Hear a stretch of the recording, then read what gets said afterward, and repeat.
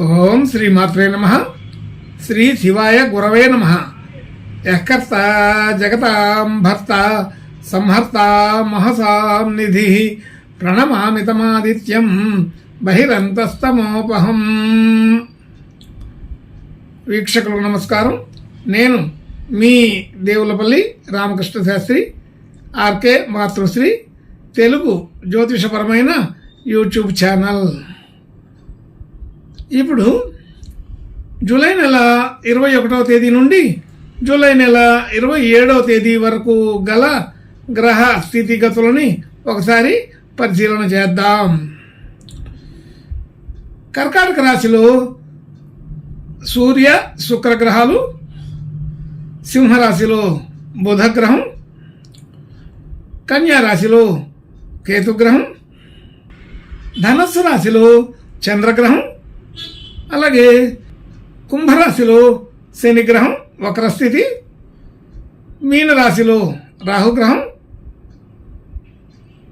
ఇంకా వృషభ రాశిలో కుజ గురుగ్రహాలు సంచరిస్తున్నాయి. ఇటువంటి గ్రహ సంచారాన్ని అనుసరించి ఈ వారం రాశులకి వార ఫలాలు తెలుసుకుందాం. ఓం శ్రీమాత్రే నమః. ఇప్పుడు మిథున రాశి వారి గురించి తెలుసుకుందాం.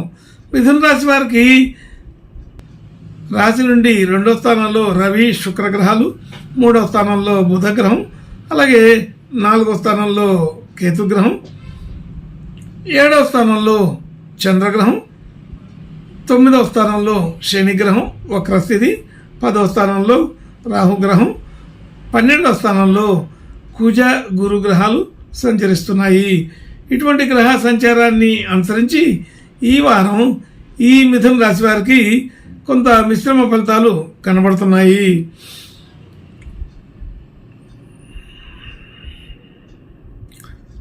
ముఖ్యంగా రవి శుక్రుల కలయిక అనుకూలపడుతుంది. అలాగే బుధగ్రహం తృతీయంలో ఉండడం కూడా మంచి అనుకూలంగానే ఉన్నది. అయితే ఆలోచన తీరు అంతా కూడా పటిష్టంగా ఉంటుంది. సకాలంలో సరైన ఆలోచన చేసి వాటిని అమలు చేయడానికి బాగానే ప్రయత్నం చేస్తారు. అనుకూలపడే పరిస్థితులు ఉన్నాయి. అలాగే ధన యోగాలు కూడా బాగా అనుకూలంగా ఉన్నాయి. ధన సంబంధించిన విషయాల్లో మనం ఊహించిన దానికంటే కొంత ఎక్కువగానే ఆర్థిక పరిస్థితి పెరుగుతుంది. అలాగే కుటుంబ సభ్యులు, బంధుమిత్రులు అందరితో కూడా కొంత సఖ్యత కలిగే అవకాశం బాగా ఉంది. గృహ వాహనాది విషయాలు కూడా ఈ వారం అనుకూలపడే అవకాశం బాగానే కనబడుతోంది. గృహ సంబంధించిన విషయాల్లో ఆర్థికంగా క్రయ విక్రయాలు చేసేదానికి బాగుంటుంది. నిర్మాణాది వ్యవహారాలు కూడా బాగా అనుకూలపడే అవకాశం ఉంది. అలాగే విద్యార్థులకు విద్యా సంబంధించిన విషయాలకి బాగా అనుకూలంగా ఉంటుంది. సరైన విధానం కుదురుతుంది. కొత్త విషయాలు నేర్చుకోవడానికి, కొత్త కొత్త కోర్సులు చేయడానికి ఇది సరైన సమయంగానే చెప్పవచ్చు.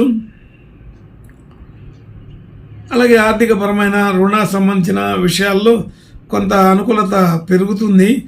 రుణాలు తీర్చుకోగలుగుతారు, బాగా తగ్గించుకోగలుగుతారు. అలాగే ఆరోగ్యపరమైన విషయాల్లో కూడా మంచి అనుకూలత ఉంది. ఆరోగ్య సంబంధించిన విషయాల్లో గతంలో కంటే మెరుగైనటువంటి పరిస్థితుల్ని చూడవచ్చు. అలాగే శత్రువులు మిత్రులయ్యే అవకాశం ఉంది. అంటే అభిప్రాయ భేదాలు ఉన్న వాళ్ళంతా కూడా అభిప్రాయ భేదాలు తొలగించుకొని క్రమంగా మనకి అనుకూలంగా మారే అవకాశం ఉంటుంది. భార్యాభర్తల మధ్య సఖ్యత సాధారణంగానే ఉంటుంది. మాట తేడాలు కొంత వచ్చే అవకాశం ఉంటుంది.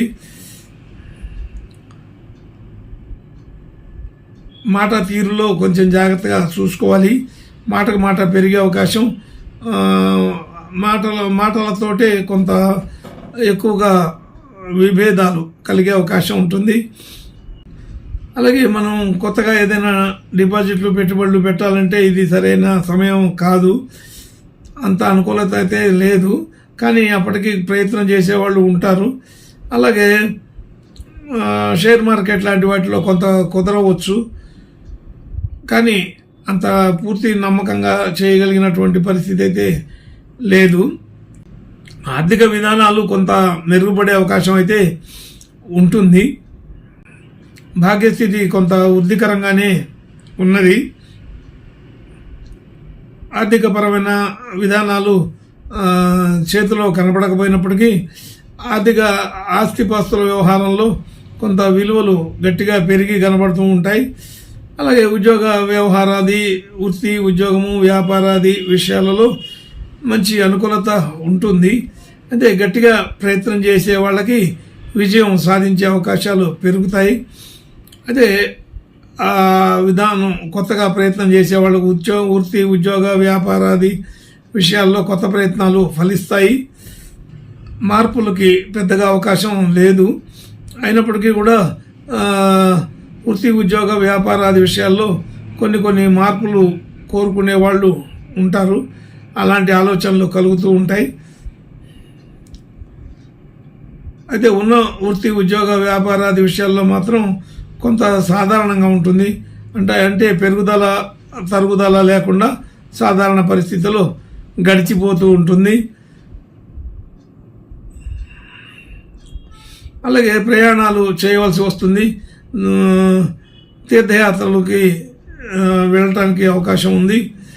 ఇలా అనేక రకాల విషయాల్లో కూడా సాధారణంగా ఉంటుంది.